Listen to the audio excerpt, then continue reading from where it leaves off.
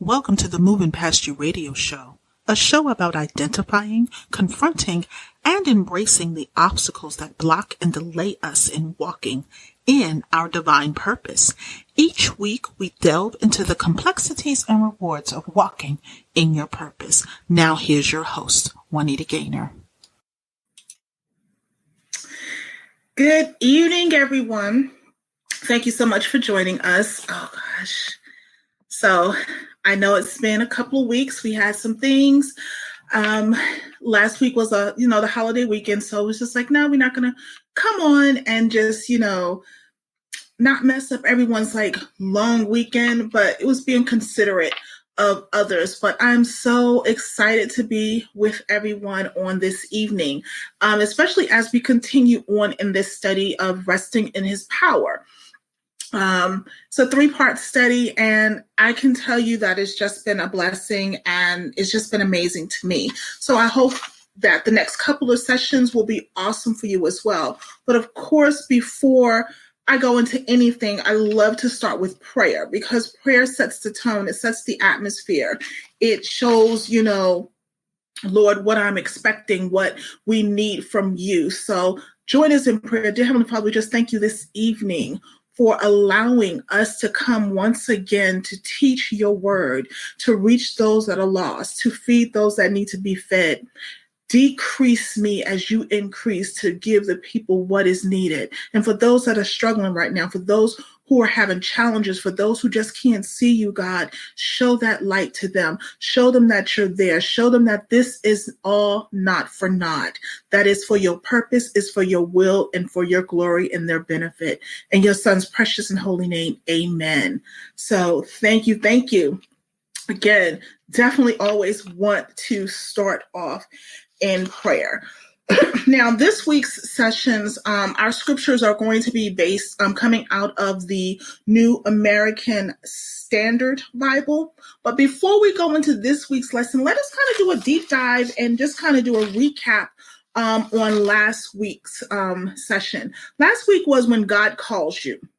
And we came from Philippians, the 3rd chapter, 12 through verse 14, and the application text of 1 Peter, the 2nd chapter, the 9th and the 10th verse. And both of those were coming from the Message Bible. And there was 3 key aspects when we were talking about when God calls you. He's either going to position you just like he did Joshua. And when we say just like he did Joshua, when he positioned you, he was Moses' right-hand person. So therefore, he learned how to lead and to guide right under him. So when God puts you sometimes in connecting you with other people, he positions you so that when he calls you for leadership, you have had the knowledge and the toolage and the foundation so that you can lead. And then you have prodding, which is what he did to Moses. Because sometimes we have it within us and we have the skill set, but we just need that extra push. We need to, even though we come back at God with all of the, I can't do this, I can't do that, there's no way. He prods and he pushes us into the position we need to be. And finally, it was pulling. And it's what he did with Paul. It was just like, you know what, you may think you don't want to do this, but we're going to bring you on board. We're going to bring you along. You must do this. And at the end of the day, God's will is going to always be done. And at the end of the day, it's about obedience. It's about giving yourself of him so that the purpose can move forward. So that's how it flows into this week's lesson of walking in his purpose. See, you cannot rest in his power unless you walk with his purpose. Now, most people will say, well, shouldn't that be in? No, with is a specific reason it was used in this particular topic. Both in and with are prepositions. Of course, now you hear the English geek in me, in is used as a function where it indicates inclusion or location. And with is used as a function word to indicate participate in, in an action or transaction or arrangement. So with this one, we're walking with his purpose. God is having us to be active participants in the purpose. He is having us to actively be a part of the purpose. We are instrumental in walking with him in this. So therefore, that is why it's with his purpose, because it's him that covers us. It's him that guides us. It's him that gives us everything that we need so that we can push and move forward. It is not within ourselves. And we think about it, if we are really in tune with God, we can walk through open doors knowing that he's done the heavy lifting. It's his, work that is done through us. And see, God is not going to lead us into failure. And I think that's what worries many people so many times is that, God, I'm really not equipped for this. So I don't feel like I have everything that is needed to do this. But God never leads us into failure. We lead our own self into failure. But God, if we're obedient, never leads us into failure. If you read in the word, he has provided endless eyewitness accounts of how God was able to use someone who didn't think they had what it took to be in that next elevation, and how he elevated them. He has tons of accounts of how the world had dismissed you and how he still elevated it to the next level, and how you were able to do extraordinary things through him. See, his spirit is going to make up the difference no matter what. If we're operating at 1%, he's bringing the other 99. If we're at 80%, he's bringing the other 20. God will always be the one to make us whole. Always the one to make us whole. He brings 110% every time to the game. He's coming into it with the mindset that he's completing it. And so therefore we can never walk into we just don't have this. That's not how he operates. That's not how he moves. Just know that. See, the assurance from his word is that everything he's going to overshadow our shortcomings. Because see, when we operate in him, people see him. When we operate in ourselves, people see our shortcomings. People see that we may not be where they think it should be, or we even see our own shortcomings. But when we operate in him, you see God. You don't see that we feel like we're not enough, or we don't have enough education, or we don't have enough foreknowledge, or we don't have the degrees in the paper, the establishment, the money, the position. God is going to overshadow all of that because he is coming to the table. It's going to accomplish the outcome that he desires, but we have to follow his lead. See, our weakness only underscores God's power. It is always in our weakness he does great things. It is always when we just don't see how it's going to come to light or come to pass, he does great things. So why would we lean to our own understanding? Knowing that it's nothing that we can conjure up or manipulate. That's key. When working with God and walking in his power, with his power, through his power, you cannot manipulate or twist the outcome, because it's going to be what he says it's to be. Now, before we go a little bit deeper into that, let's go ahead and let's read the scriptures that will be the foundational text. Like I said, tonight's lesson is resting in his power, walking with his purpose. We are going to go to our foundational text, and that is going to be coming from Acts, the 2nd chapter and the 23rd verse. And again, we are reading the New American Standard Bible Translation on this evening. And it reads as such: "This man, delivered over by the predetermined plan and foreknowledge of God, you nailed to a cross by the hands of a godless man and put him to death." It'll all make sense. And our application text is going to be coming from Proverbs, the 19th chapter and the 21st verse. And it reads as such: many plans are in a man's heart, but the counsel of the Lord will stand. The counsel of the Lord will stand. So basically, what that is saying is that, God already knows what you're thinking. God already knows how you're trying to maneuver and how you're trying to move and what you're trying to do. God knows that. So he's not going to allow you to interfere. He's not. But see, we have a hard time understanding what our purpose is or what we believe our purpose is to be. And so once you understand what your purpose is, you can move forward and go for it. Now, we have three points that we're going to discuss on this evening, how we can walk with his purpose. And the first one is God's purpose can't be undone. That supporting scripture is going to be coming from Job, the 42nd chapter and the 2nd verse. And it reads as such: I know you can do all things, that no purpose of yours can be thwarted. Let's look at this in reference to the book of Job.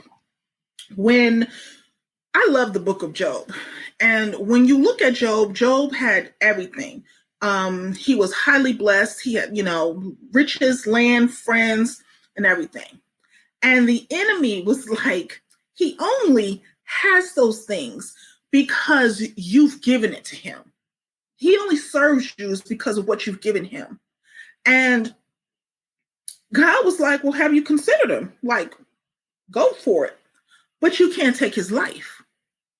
And see, sometimes what we don't understand is that we're wondering why we have trials and tribulations. Sometimes God has offered us up as a perfect sacrifice, as the one he knows that we're going to make it through. We think it's something that we've done wrong or anything, when it's really our time and trial. There's some things and some people around us that he is looking to maneuver out of the way. And sometimes he has to take us through these things.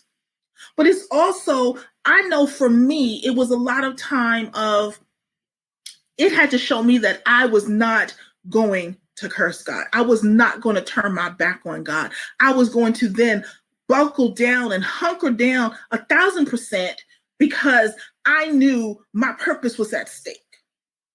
I knew what he had promised. I knew what he had showed. See, once God establishes his purpose in our lives, no one can change it. No one. I need you to hear that. When he established that in our lives, no one can change it. Now, we can defer it.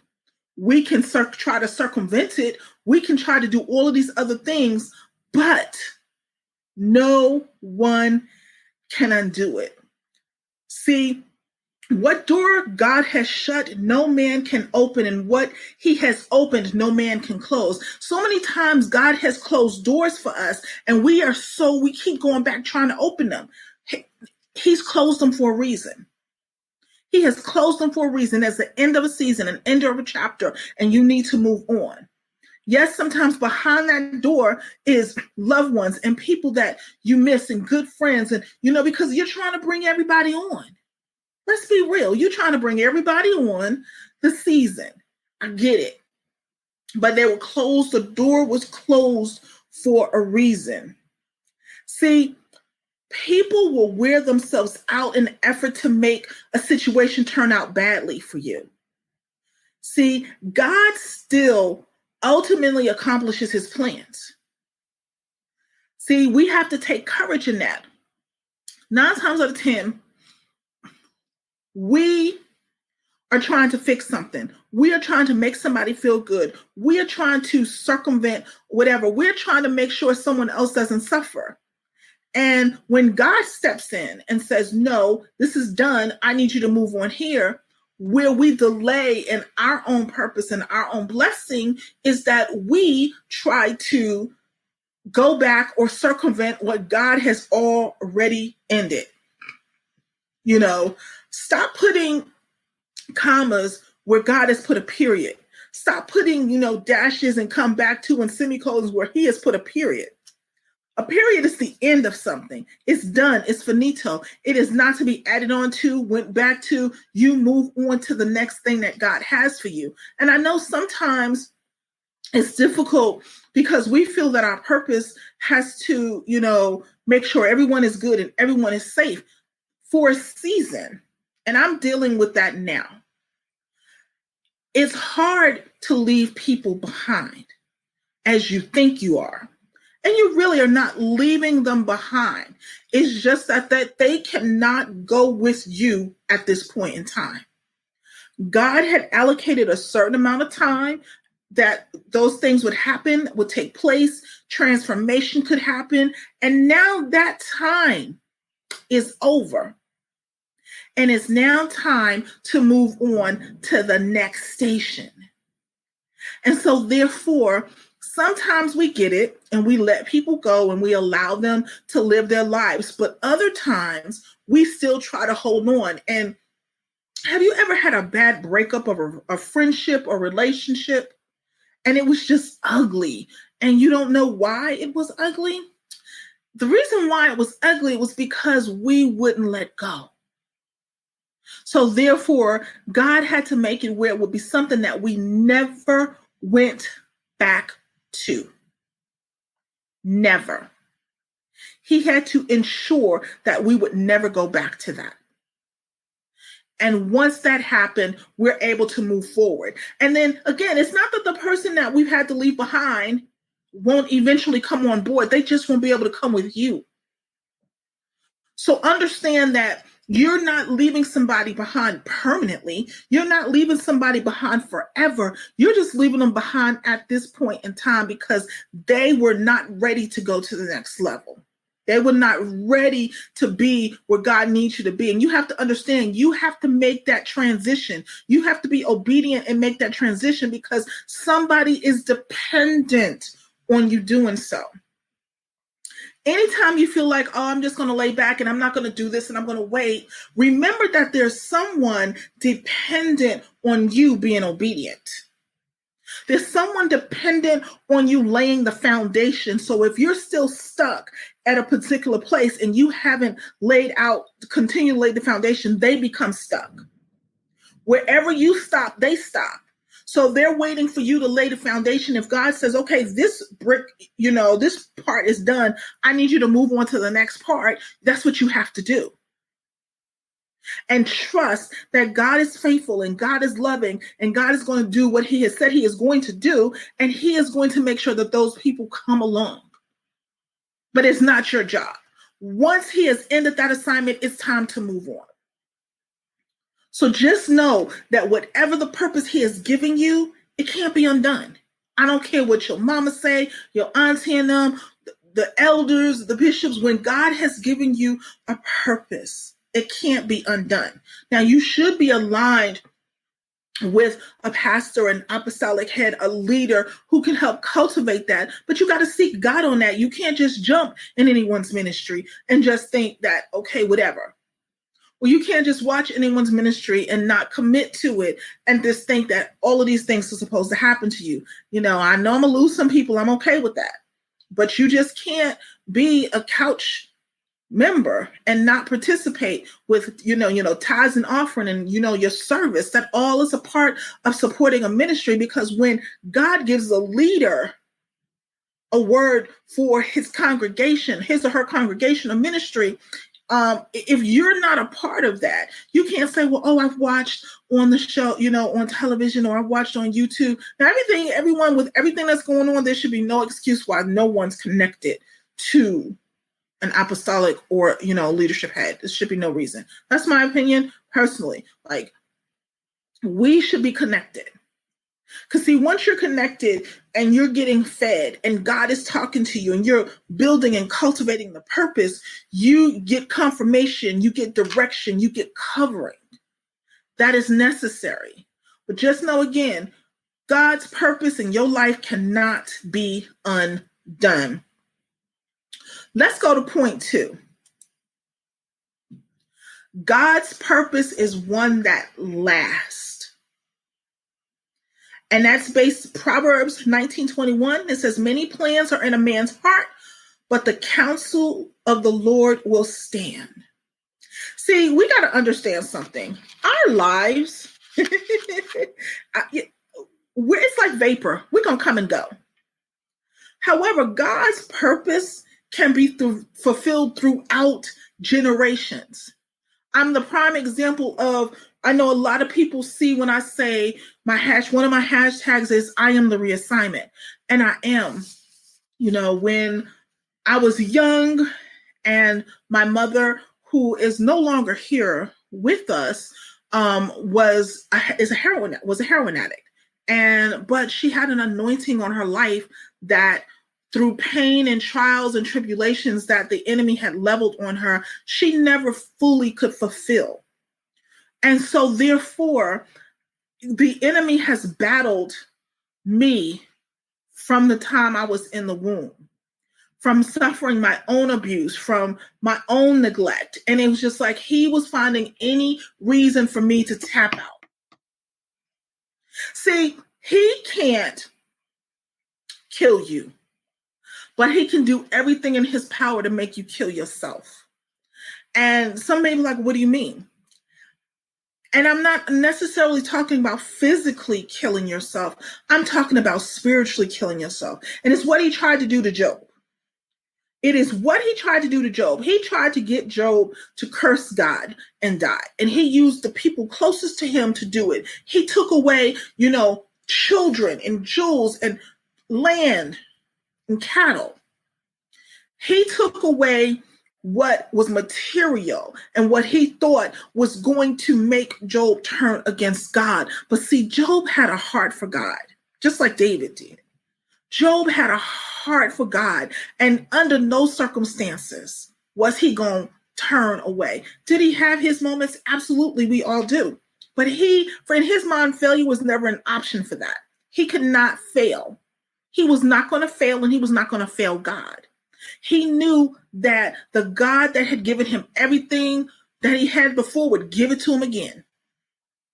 And he stood firm in that. And yes, it was painful sometimes. And yes, you would see people turn their back on you. But it was a season of purging sometimes. Sometimes we have to see where people stand for real. Sometimes we have to be shown that they don't always have our back. You got to be shown that what they would do in seasons where they ain't got no money. You got to see all of that, because if they're only with you for what they think you have or for what you have or for the anointing that is on you, God will purge that out, especially when you're about to be elevated. So for many who is listening, live tonight or will be watching the replay or listening to the replay, it's hard because you're getting hit left and right. You don't know why this is going on.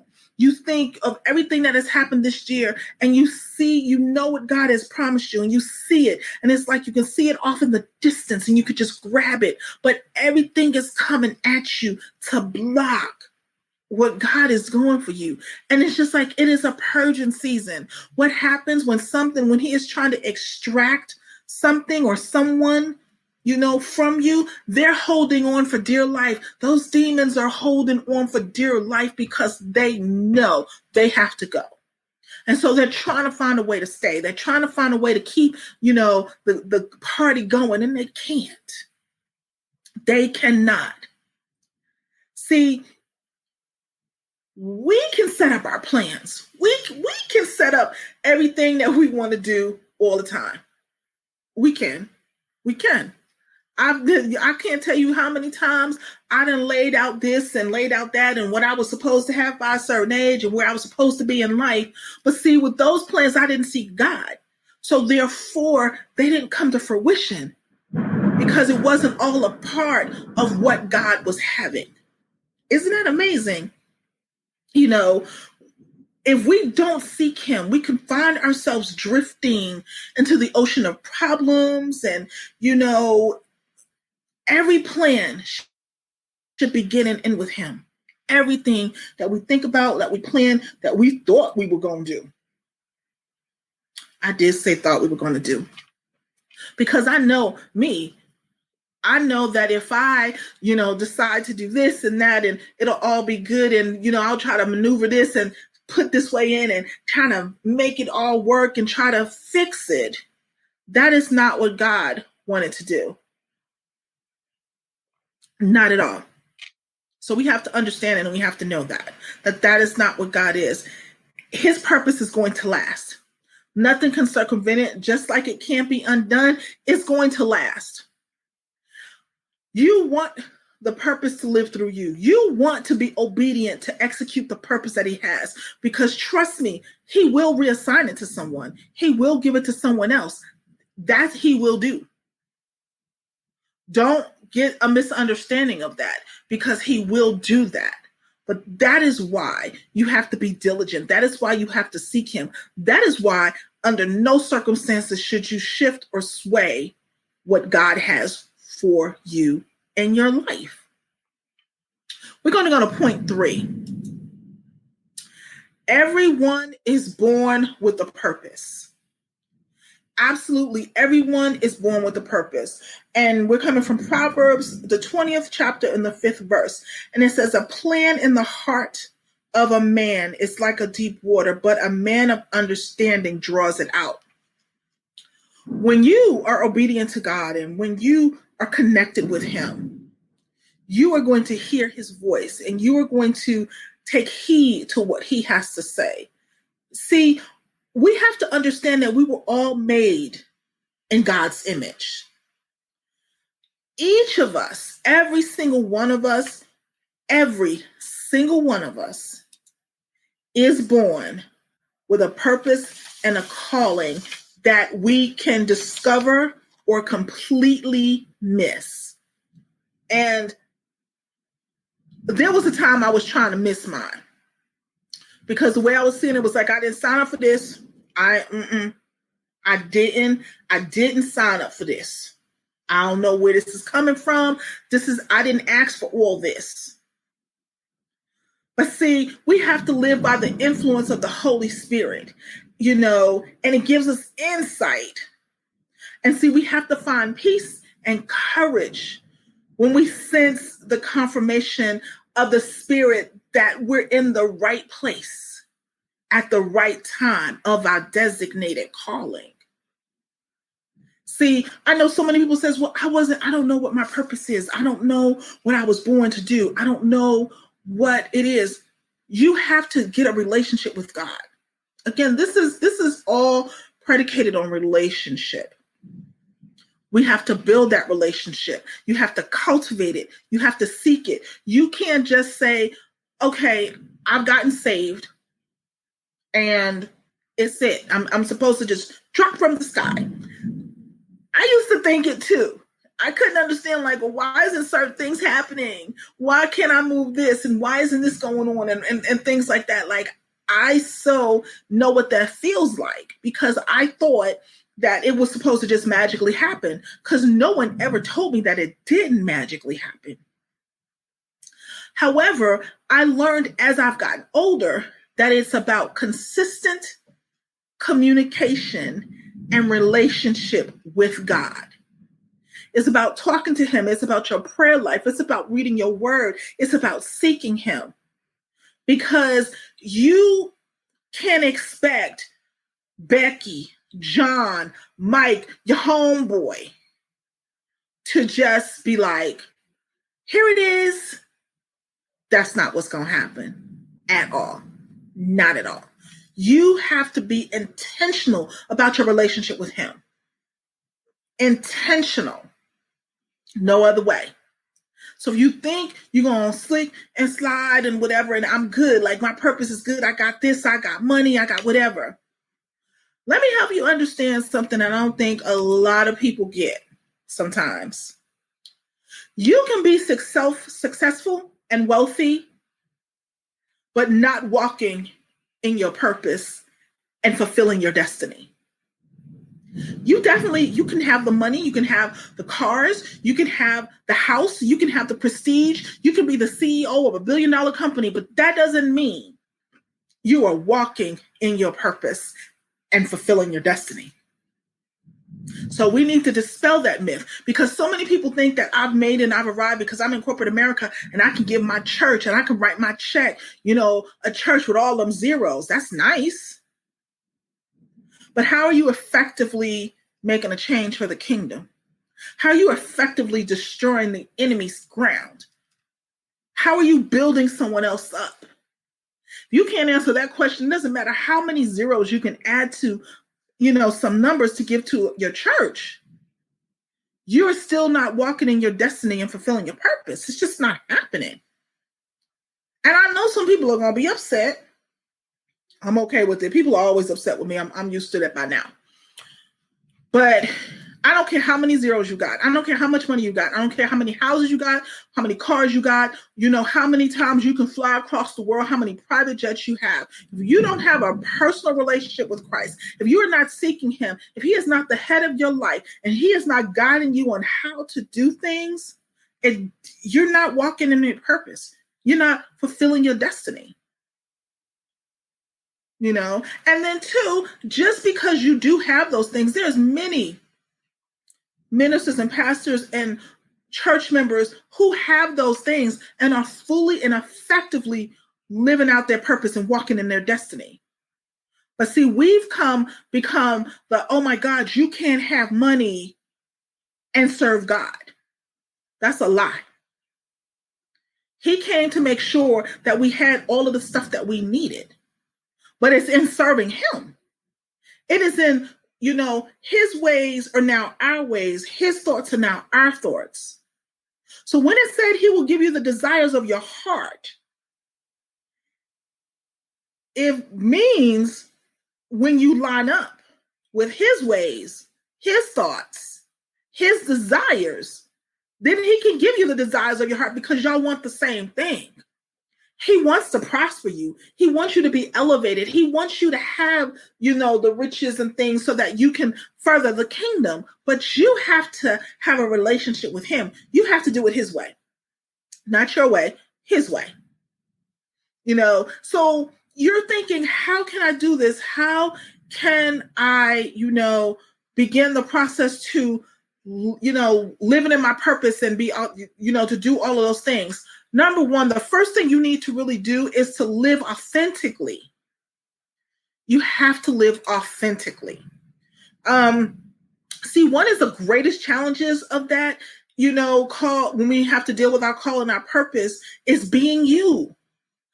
Living authentically and being transparent.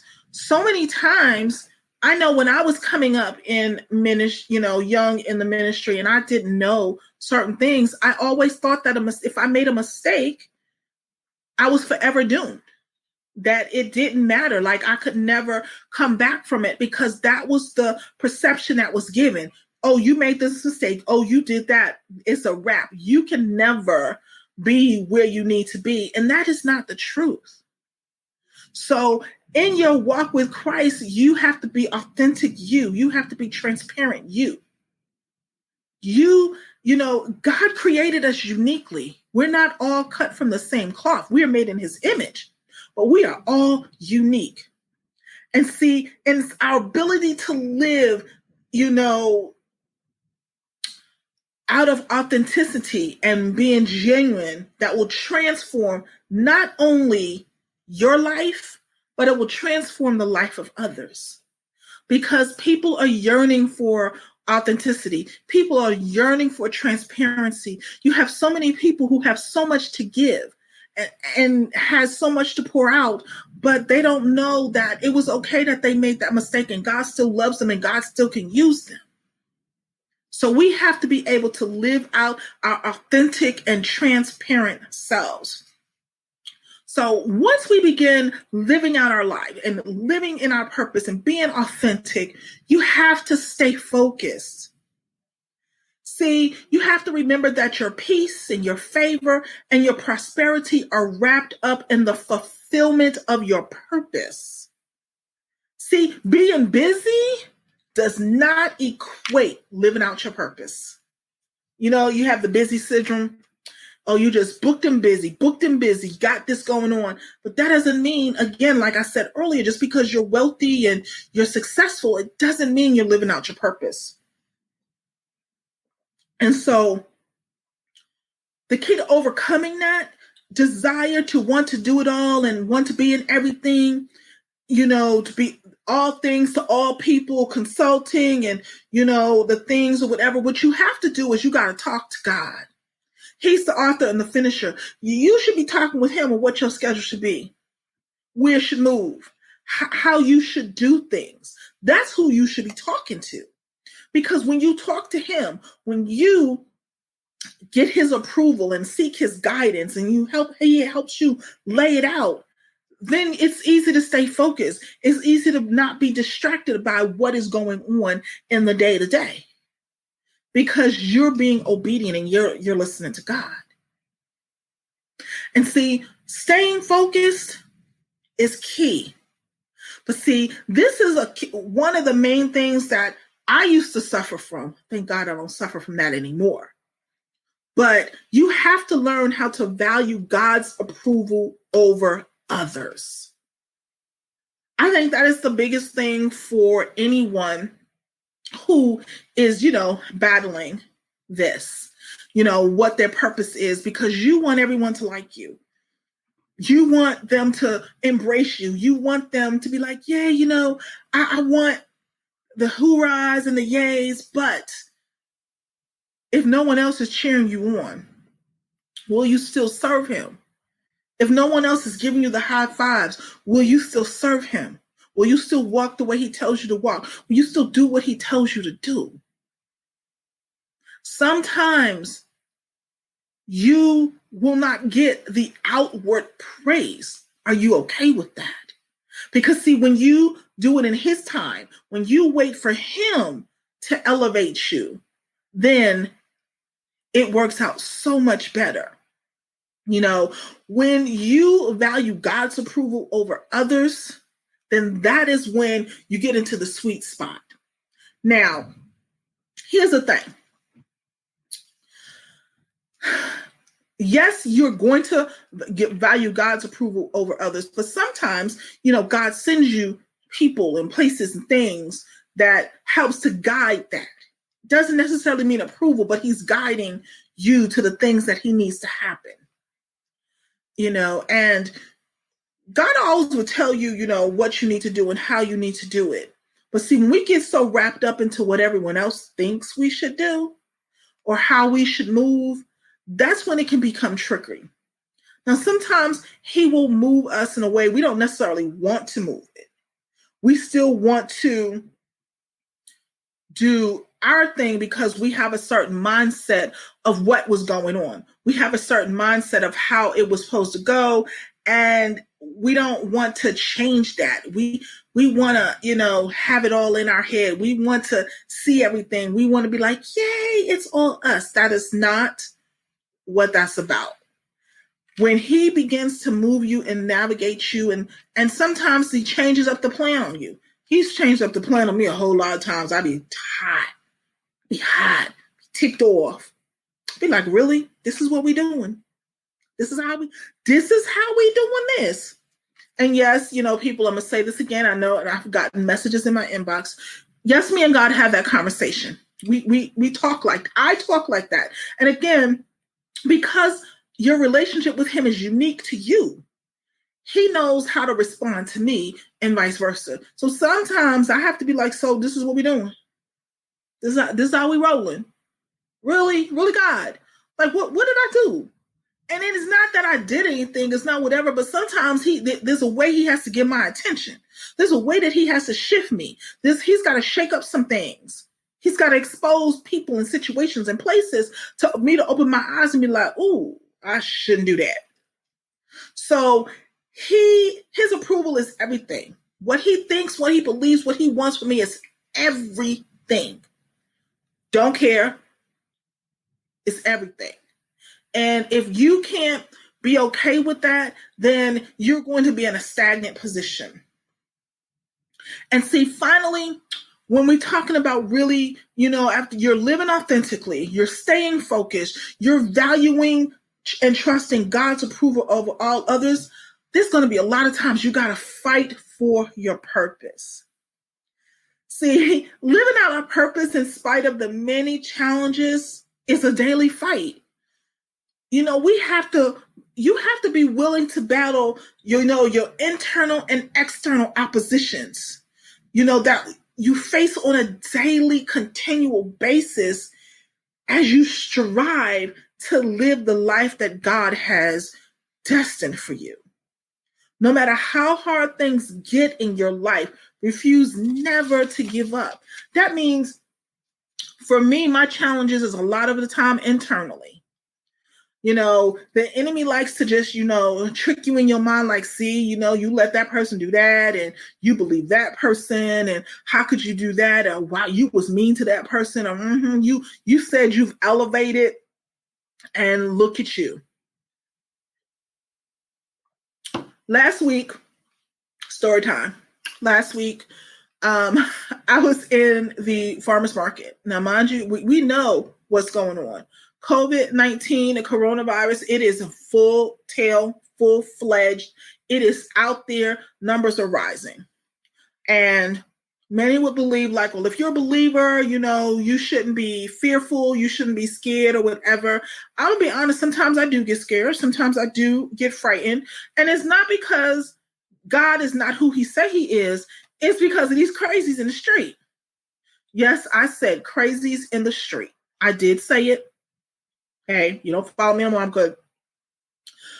Who are not being considerate of others. Now, I'm considered an essential worker. I go into the office once a week, maximum twice. Depends on if I have to really, really go in there a second time. And, with the blessing of the car, God was had allowed me to purchase a car about 2 months ago, because just public transportation, it was getting crazy. Now, for most who don't know, and a lot of people who do know me, I am a chronic asthmatic.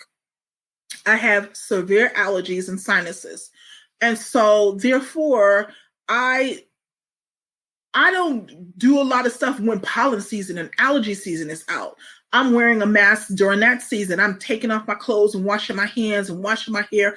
I do that continually all the time anyways. So I don't do crowds naturally, because, the wrong person, cough on me or sneeze on me with a common cold, it can put me in a hospital. So I'm always been this, okay, do not breathe on me. And incident, went to farmer's market to pick up some stuff. And when people know I got to have my coffee. And, situation, lady, just one, wasn't social distancing, two, no mask on. It was just all in my personal space. And it was just like, even when you ask somebody nicely, I had to go back to that North Philly girl.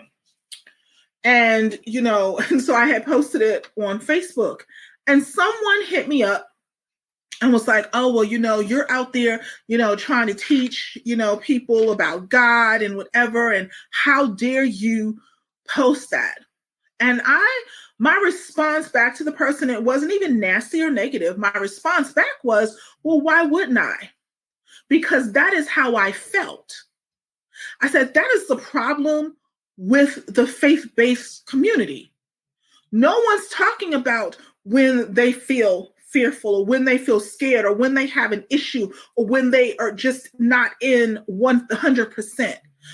There's a misconception that we always walk around, quoting scriptures, and that life does not affect us. And I'm here to dispel that myth, because it is a myth that has held a lot of people hostage. It's a myth that has gotten people to believe that because they made a mistake, they can never seek God, they can never be used by him. And that is not the case. And so therefore, I'm going to post that, because somebody else is going to read that and be like, you know what, I felt the same way too. But I'm proud that I didn't go there. I'm proud that I didn't do what I would have done 5 years ago or 10 years ago. Do I still have those emotions? Yes, I did, because it was a critical thing. Because really, in essence, somebody just being selfish and careless could make me sick, and then it could be life-threatening, and then it could affect other people and things like that. So it's a domino effect. And so for me, it wasn't even about being, the social distance, whatever. It was just about the lack of empathy and compassion that you have for your fellow human being, your fellow brother and sister.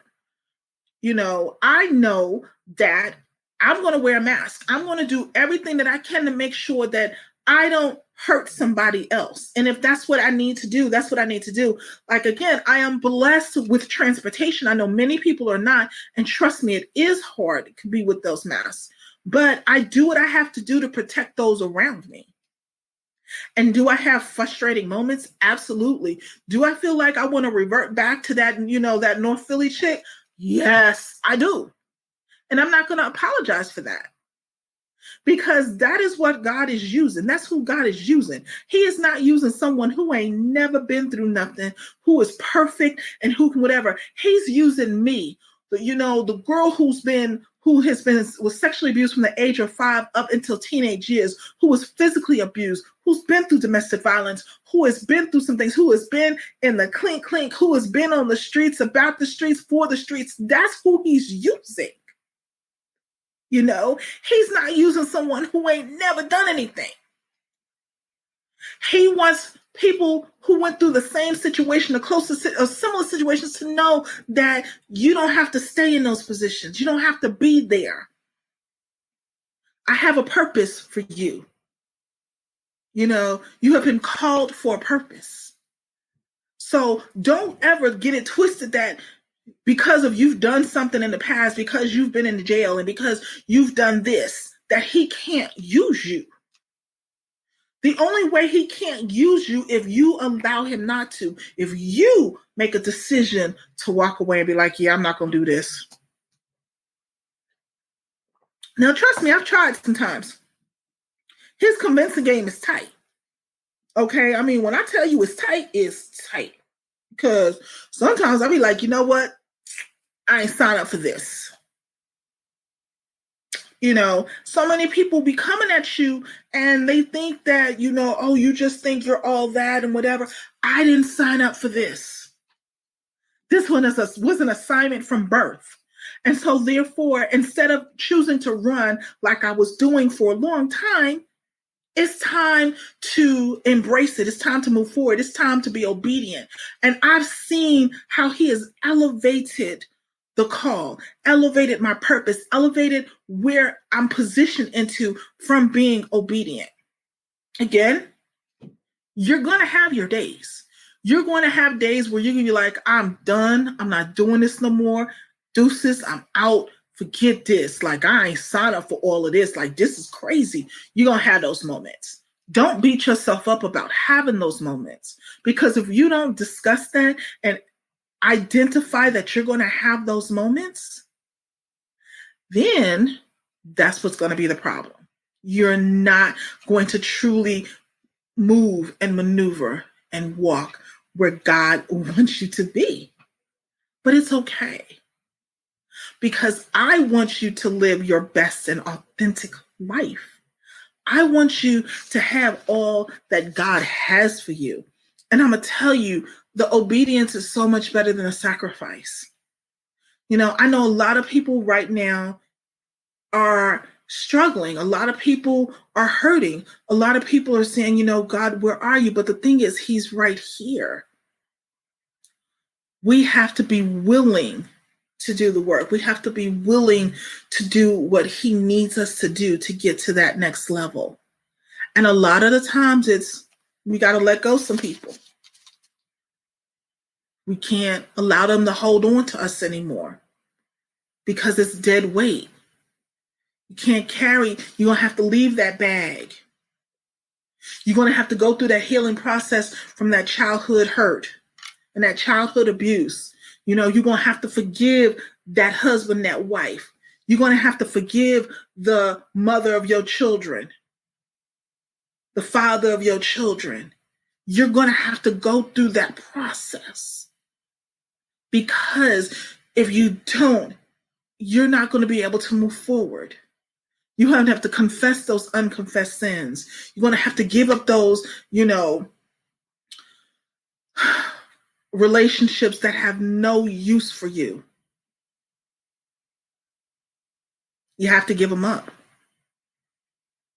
You know, you can't keep beating yourself up for something that you just have no say so in, no go in. You can't do it to yourself. You must move forward. You have to let go. You have to know beyond the shadow of a doubt that you are loved and God has an immense, tremendous purpose for you. So let's recap. I want you to understand that God's purpose in your life can't be undone. It cannot be undone. No matter what you think, no matter what people try to tell you, no matter people how to move you, it cannot be undone. When God opens a door, it's opened. When he closes a door, it's closed. Remember that. I also want you to remember that his purpose is one that lasts. We will leave from here. We will do other things. We will pass on. But his purpose will last from generation to generation. It's going to be achieved. But it's going to be whether it's going to be with you or without you. It's going to last. I would rather it be with you. I would rather him succeed with you and not without you. And finally, I want you to know that everyone is born with purpose. That's right. Everyone is born with purpose. You'd be like, well, really? We are? We are. We are born with a purpose. We're born in love. God just knows everything that he has for us. And it's just like, I'm in awe. If someone told me that 2020 was going to come in here and just take us for a roller coaster ride, I would have never believed you. If you told me that in 2020, I would have my car, I would begin to be nicely positioned to eventually purchase a house, that the show would be in its third season, that I would be finished up my book and about to do pre-sales for it so that it can launch in October, that we would still be doing this amazing TEDx event that will be a virtual event in September, and we're still pushing that forward, that I would have other opportunities and other businesses that are coming to fruition right before my very eyes. I would have never believed you. Not because I didn't trust God, it was because I didn't see that happening. All I saw was I was doing what he told me I needed to do. I was moving how he was telling me I needed to move. That's what I was doing. Nothing more. I was seeking him. I was checking on him. I was making sure that whatever it was, he was the author and finisher of it. And because of that, because he's laid that foundation and those seeds have been planted and they've grown and it's about time for harvest, I'm enjoying that. And I want you to enjoy that too. I want you to realize that God has the most amazing thing for you. The most amazing thing for you. You know, as we close on this evening, as we close, next week we will wrap up this series of resting in his power. And we will be talking next week about the glory is his. We talk about everything else and we talk about whatever, but at the end of the day, everything that he has for us, he gets the ultimate glory. It is always for his glory, our good and our benefit. So I cannot wait for you to join us on next week. Thank you for joining us this evening for walking with his purpose, resting in his power. Know that you can only rest in his power when you answer the call when you walk with his purpose, and finally, when you allow him to get the glory, when it's all his. Thank you. We'll see you on next week. Have a wonderful, wonderful rest of your evening and a great weekend. Be blessed. Have a great one. Thanks for joining us this week on the Moving Past You radio show. Make sure to visit our website at www.movingpastyou.com, where you can subscribe to the show on iTunes. If you found value in the show, rate us on iTunes or simply tell a friend about the show. Be sure to tune in next Thursday for our next episode. And remember to always be kind in your word, your thought, and in your deed. Be blessed.